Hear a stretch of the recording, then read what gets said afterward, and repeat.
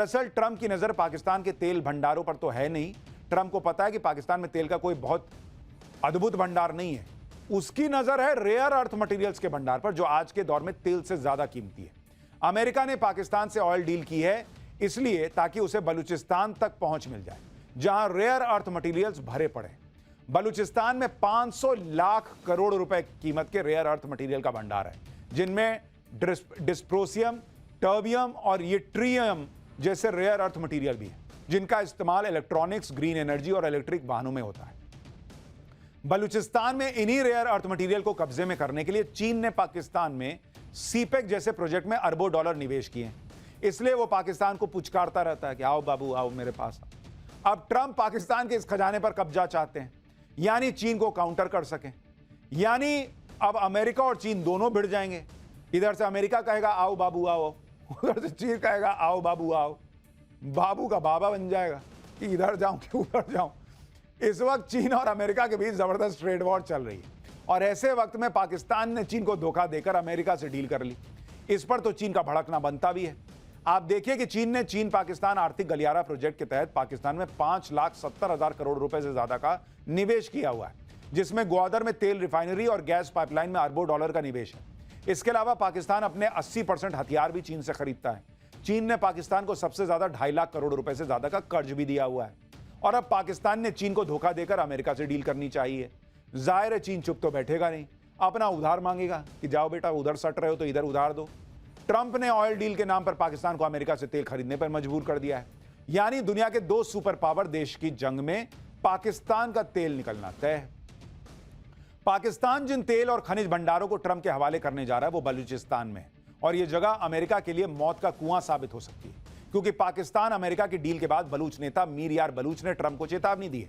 मीर यार बलूच ने एक सोशल मीडिया पोस्ट पर लिखा कि ट्रंप को पाकिस्तान के सेना प्रमुख जनरल असीम मुनीर ने गुमराह किया है।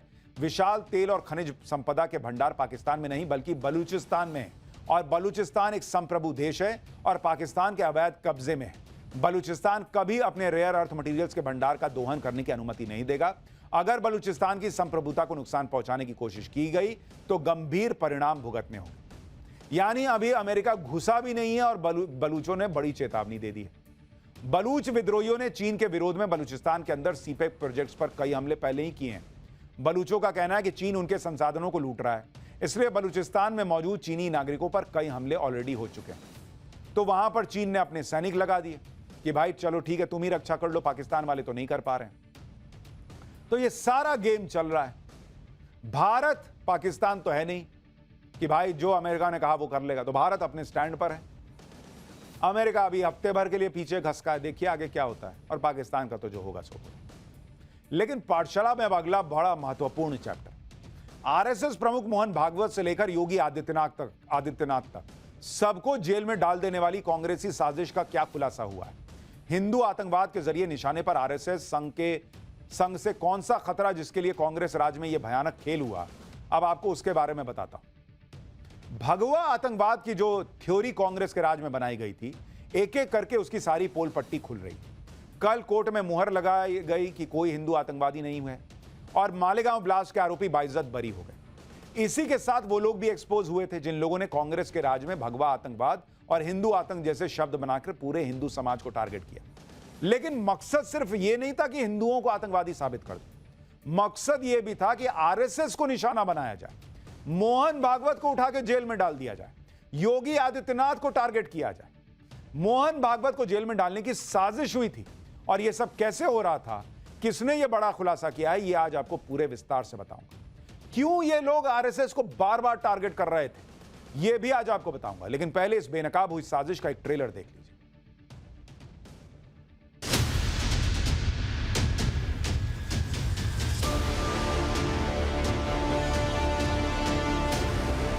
माननीय मोहन भागवत जी को उन्होंने मेरे को अरेस्ट करके पकड़ के लाने को बोला था। ऊपर दबाव डाला गया था या अब दबाव डाला जा रहा है? कस्टडी में था एटीएस के, तो योगी जी का नाम लिया गया, भागवत जी का नाम लिया गया। गांधी परिवार का एक ये एजेंडा था। संघ को समझना इतना सरल नहीं है। भगवा आतंक की थ्योरी को कल कोर्ट ने खारिज कर दिया। आज एक बहुत बड़ा खुलासा भी हो गया और यह खुलासा संघ प्रमुख मोहन भागवत को लेकर हुआ।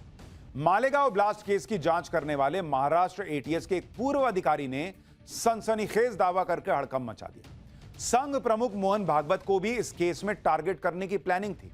एटीएस के पूर्व अधिकारी महबूब मुजावर ने क्या दावे और खुलासे किए, आप खुद सुनिए कि कैसे उस समय यूपीए सरकार में हिंदू आतंकवाद, भगवा आतंकवाद ही छोड़िए, पूरे आरएसएस को टारगेट करने का प्लान था कि मोहन भागवत को उठा के जेल में डाल दो।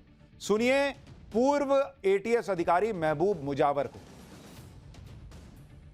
माननीय मोहन भागवत जी को उन्होंने मेरे को अरेस्ट करके पकड़ के लाने को बोला था और ये सब ऑन रिकॉर्ड था, पूरा रिकॉर्ड पे था।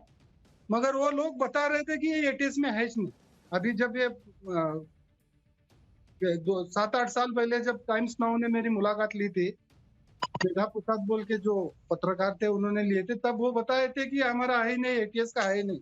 मगर मेरे को लिखित में ऑर्डर थी, डेपुटेशन पे लिया गया था, 8 महीने मैंने वहां पे काम किया, तो झूठ काम करने के लिए लगाए थे, तो मैंने नहीं किया। नहीं करने से मेरे पे एक झूठा गुना दाखिल करके मेरे को अरेस्ट किया गया। यानी 2008 के मालेगांव ब्लास्ट केस को उस वक्त की कांग्रेस सरकार ने एक मौके की तरह इस्तेमाल किया।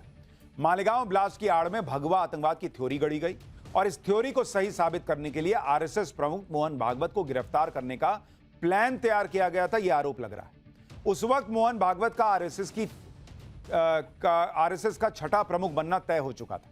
पूर्व एटीएस अफसर महबूब मुजावर का दावा है कि उन्हें भागवत को अरेस्ट करने का जिम्मा मिला था। उनका आरोप है कि जब उन्होंने मोहन भागवत को गिरफ्तार नहीं किया तो झूठे आरोप लगाकर उन्हें गिरफ्तार कर लिया गया।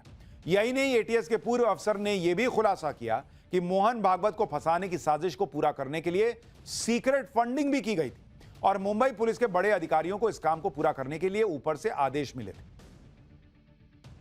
मैं परमवीर सिंह और उसके हायर अथॉरिटी के ऊपर बात कर रहा हूँ। मैं मेरे को जो आदेश था, लिखित में आदेश था, मेरे को रिवॉल्वर दिया गया था, सीक्रेट सर्विस सीक्रेट फंड से मेरे को पैसे दे के काम के लिए भेजा था और रोज मैं उनको सुबह शाम दोपहर उनको उनके इसके अंदर रह के उनके मार्गदर्शन में काम कर रहा था मैं।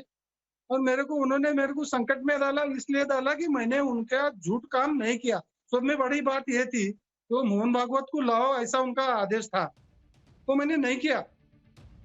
अच्छा, पूर्व एटीएस अफसर महबूब मुजावर अकेले नहीं है जो भगवा आतंकवाद को साबित करने की साजिश का खुलासा कर रहे हैं। मालेगांव ब्लास्ट केस में बरी हुए सुधाकर चतुर्वेदी ने भी मोहन भागवत को टारगेट किए जाने का खुलासा किया, उनको भी सुनिए। भगवा को टारगेट किया गया। हमारे जब मैं कस्टडी में था एटीएस के, तो योगी जी का नाम लिया गया, भागवत जी का नाम लिया गया। मैंने बहुत सारा इंटरव्यू दिया हुआ है, उनका नाम लेने की हमको जबरदस्ती किया था। यानी कई लोग हैं जो कह रहे हैं कि योगी आदित्यनाथ, मोहन भागवत, आरएसएस को टारगेट करने का प्लान था। मालेगांव ब्लास्ट को लेकर नया खुलासा हुआ तो बीजेपी ने कांग्रेस पर बड़ा हमला